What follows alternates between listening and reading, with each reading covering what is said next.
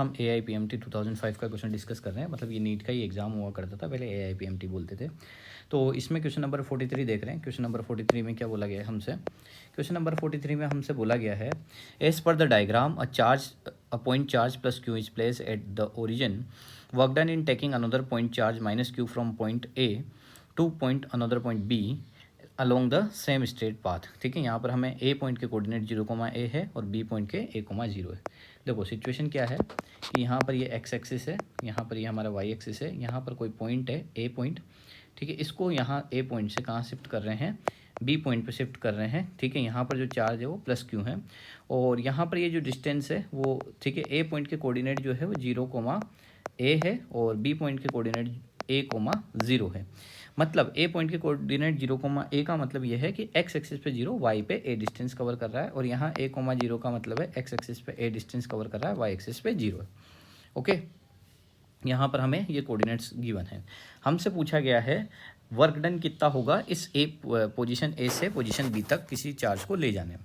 ठीक है, तो चार्ज जो है वो हमारे पास क्या दिया हुआ है? प्लस क्यू चार्ज दिया हुआ है, ये वाला। ठीक है, तो ध्यान से देखना है, इस प्लस क्यू चार्ज को ए पोजीशन से मतलब ए पोजीशन से बी पोजीशन पे ले जाने के लिए हमें वर्क डन का फॉर्मूला लगाना पड़ेगा। ठीक है, तो हम जानते हैं वी इक्वल टू होता है डब्ल्यू बाई क्यू, तो डब्ल्यू इक्वल टू क्या हो जाएगा? We Q. ठीक है, वर्क डन क्या हो जाएगा? Charge into potential. ओके, अब देखना अगर यहाँ हम देखा जाए तो यहाँ पर ये जो ए पॉइंट है इसकी ओरिजिन से डिस्टेंस, मतलब इस क्यू चार्ज की डिस्टेंस ये है, ये डिस्टेंस भी ए है और इस बी पॉइंट की डिस्टेंस भी क्या है? ए है। दोनों की अगर डिस्टेंस सेम है, ठीक है, इस प्लस क्यू चार्ज से, तो यहाँ पर पोटेंशियल भी क्या होगा? सेम होगा। तो हम ये बोल सकते हैं कि अगर डिस्टेंस सेम है, ठीक है, चार्ज का मैग्नीट्यूड सेम है, तो यहाँ से देखो ये चार्ज जो है यहाँ पर work done in taking another point charge minus Q, ठीक है, from point A to point B. देखो यहाँ से माइनस क्यू को उठा के मैं यहाँ पर ले जा रहा हूँ। ओके, तो देखो ये दोनों अगर हम बात करें, ठीक है, ओ ए के बीच में, इस सेंटर पॉइंट को मैं ओ बोल रहा हूँ। ठीक है, तो हम बात करें ओ ए और ओ बी के बीच में, तो हम क्या बात करेंगे कि ओ ए और ओ बी के बीच में अगर हम बोलेंगे ये ओ ए है और यहाँ पर ओ बी है, तो इसकी चार्ज की जो डिस्टेंस है वो भी सेम है। अगर चार्ज की डिस्टेंस सेम है और मैग्नीट्यूड भी सेम है दोनों का, ठीक है, एक जगह माइनस क्यू चार्ज है, एक जगह प्लस क्यू चार्ज है। ओके, तो यहाँ पर दोनों का पोटेंशियल क्या हो जाएगा? सेम हो जाएगा। तो अगर पोटेंशियल सेम हो गया तो वर्क डन का फॉर्मूला क्या होता है? ठीक है, V equal to W by Q, तो W equal to V Q. ठीक है, तो यहाँ वी जो लिखेंगे वो डेल्टा वी लिखेंगे, चेंज इन पोटेंशियल, और change in potential delta V की वैल्यू क्या है? 0 है। क्यों है 0? क्योंकि दोनों ही एंड्स पे पोटेंशियल क्या है? सेम है। वी ए पे जितना पोटेंशियल है उतना का उतना ही पोटेंशियल किस पे है? वी बी पे। अगर दोनों पे पोटेंशियल सेम है तो यहाँ पर जो वर्क डन का फॉर्मूला हम यूज़ करेंगे तो 0 इंटू क्यू, ठीक है, तो वर्क डन कितना हो जाएगा? 0 हो जाएगा। ठीक है, तो कौन सा ऑप्शन करेक्ट हो जाएगा? ऑप्शन नंबर फर्स्ट जो है वो हमारा क्या होगा? करेक्ट होगा। ठीक है, 0 is the correct answer. Okay, clear? बढ़ते हैं नेक्स्ट क्वेश्चन की तरफ। ठीक है, क्वेश्चन नंबर 44 देखते हैं। क्वेश्चन नंबर 44 में हमसे क्या बोला गया है? क्वेश्चन नंबर 44 में हमसे बोला गया है, टू चार्ज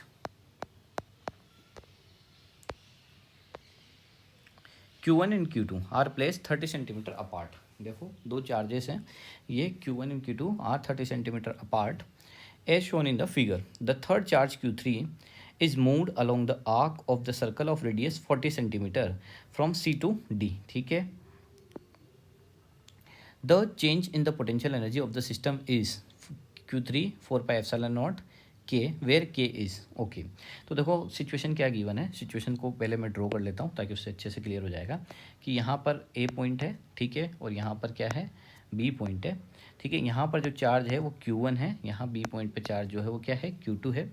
यहाँ से कुछ डिस्टेंस पे, ठीक है, यहाँ पर कुछ डिस्टेंस पे क्या है? C चार्ज है। यहाँ पर कुछ डिस्टेंस पे क्या है? ये जो है वो C चार्ज है और यहाँ पर जो चार्ज की वैल्यू वो Q3। ओके, ये डिस्टेंस है 40 सेंटीमीटर और ये डिस्टेंस है 30 सेंटीमीटर। और ये जो आर्क है जो क्वेश्चन में बोला गया है, ये जो आर्क है, ये आर्क जो बोला गया है, ये बोला गया है कि third charge Q3 is move along arc of a circle. Arc of a circle बोला गया है, मतलब क्या है बोलना चाह रहा है ये? यहाँ से ये बोलना चाह रहा है कि ये जो पार्ट है ये सर्कुलर पार्ट है। ओके, तो यहाँ पर अगर ये पूरा पार्ट सर्कुलर है तो अगर ये पार्ट 40 का है, ठीक है, अगर ये पार्ट 40 का है तो ये पार्ट अगर 40 का है तो ये वाला पार्ट भी कितना होगा 40 का हो गया, क्योंकि सर्कल की रेडियस क्या रहती है, सेम रहती है। Okay, from C to D the change in the potential energy of the system. Okay, तो सपोज कीजिए कि यहाँ Q3 चार्ज है और ये डिस्टेंस क्या है 40 हो जाएगी। ठीक है, इसको थोड़ा सा मैं छोटा ड्रॉ करता हूँ ताकि समझाने में आसानी होगी।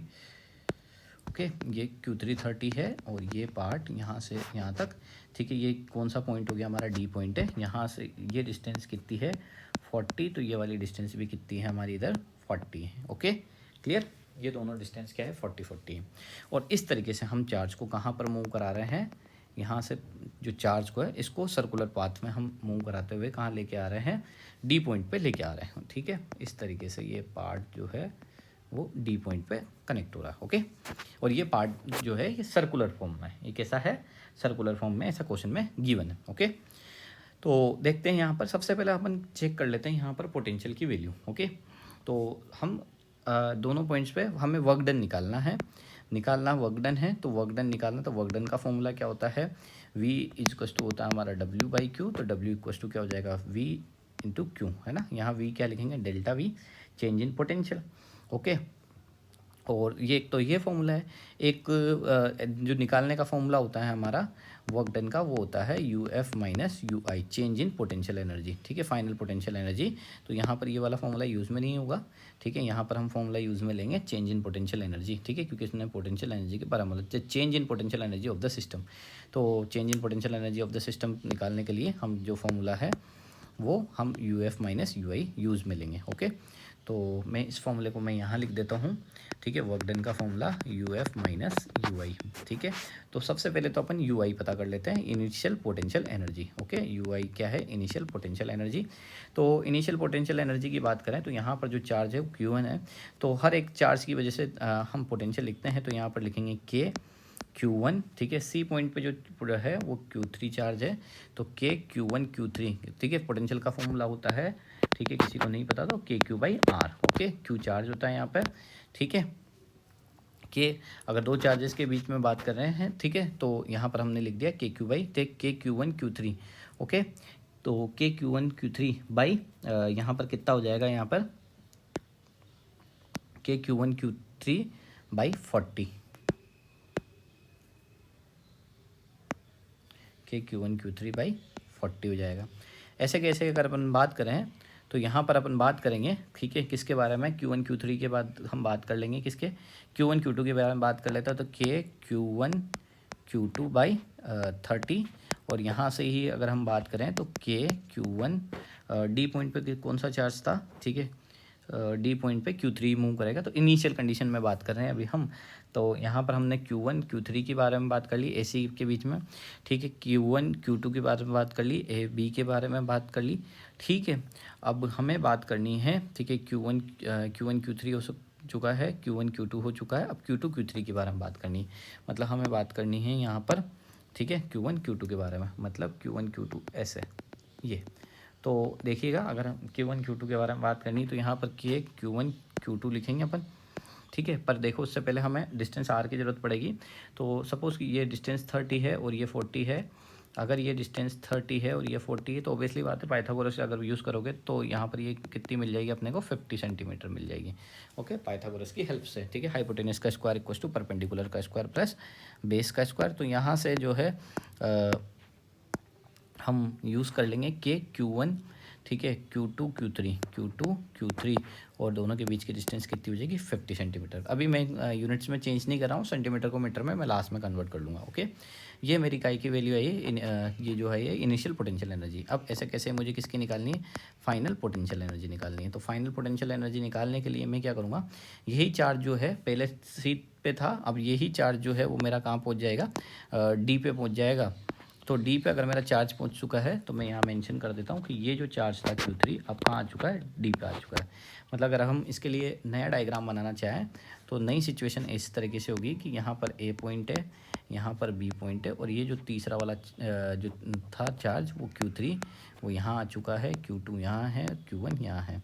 ठीक है, ये डिस्टेंस 30 थी, ये डिस्टेंस 10 थी और ये टोटल डिस्टेंस कितनी थी, 40 थी। ठीक है, अब हमने इस तरीके से अपन क्या कर लेंगे, इनके लिए फाइनल पोटेंशियल एनर्जी का फॉर्मूला यूज़ करके हम फाइनल पोटेंशियल एनर्जी निकाल लेंगे। तो फाइनल पोटेंशियल एनर्जी किस तरीके से निकालेंगे देखना है, इधर डायग्राम की ज़रूरत पड़ेगी हमें, ठीक है।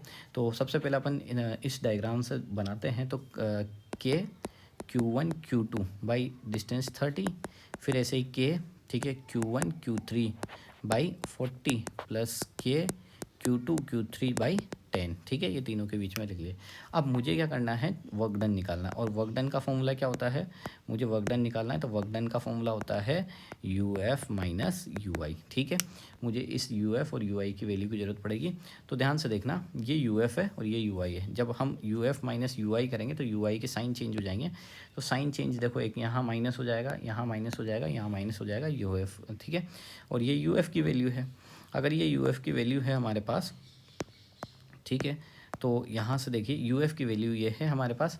अब इनमें से क्या क्या कैंसिल आउट हो जाएगा, ध्यान से देखो, अगर आप टर्म्स को तो ध्यान से देखोगे तो आपको मिलेगा कि यहाँ पर जो है ये वाली टर्म के और ये वाली टर्म कैंसिल आउट हो जाएगी। सेम टू सेम जो है ये वाली टर्म और ये वाली टर्म क्या हो जाएगी, कैंसिल आउट हो जाएगी। तो यहाँ से हमारे पास UF की वैल्यू में मिलेगा के Q2 Q3 बाई 10 माइनस के Q2 Q3 बाई 50, ओके, ये 10 है, ठीक है, ये वैल्यू मिलेगी।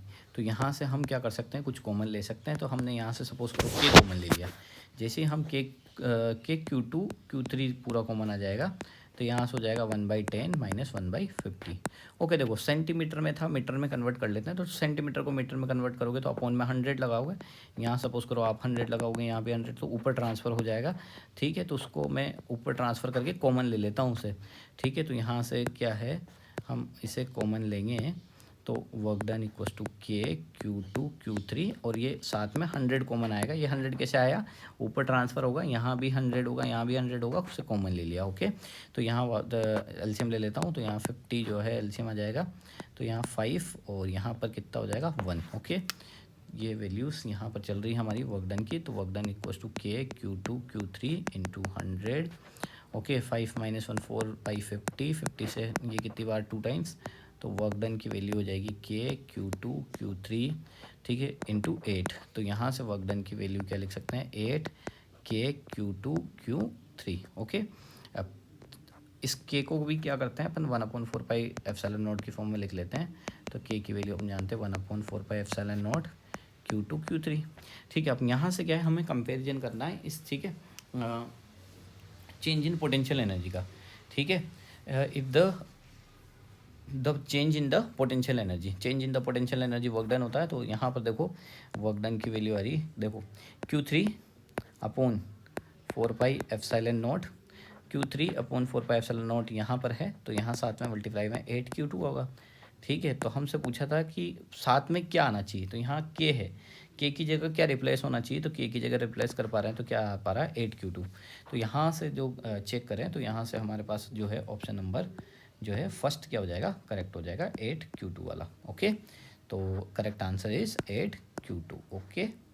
आई होप आपको ये पूरा क्वेश्चन समझ में आया होगा, ठीक है। हमने क्या करा इस क्वेश्चन में, पहले इनिशियल पोटेंशियल एनर्जी निकाली, फिर फाइनल पोटेंशियल एनर्जी निकाली, और फिर दोनों का चेंज निकाल के वहाँ से कंपेयर करा लिया, ओके।